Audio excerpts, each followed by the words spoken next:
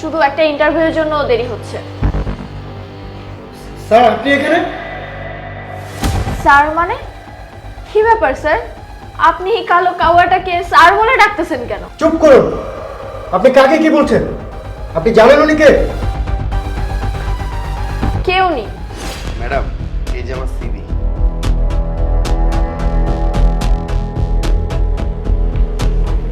আপনার সিভিটা নিন আর এই অফিস থেকে চলে যান। কেন ম্যাডাম? আমি তো এই জবটার জন্য কোয়ালিফাইড, কিন্তু তারপরে আপনি আমাকে বের করে দিচ্ছেন।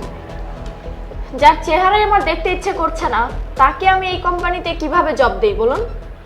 কিন্তু ম্যাডাম, এই চাকরিটা আমার খুব প্রয়োজন, আর তাছাড়া এই চাকরিটার জন্য আমি কোয়ালিফাইডও। শুধুমাত্র আমার চেহারার জন্য আপনি আমাকে বের করে দিচ্ছেন? আপনার নিজের চেহারা কখনো আয়নায় দেখেছেন?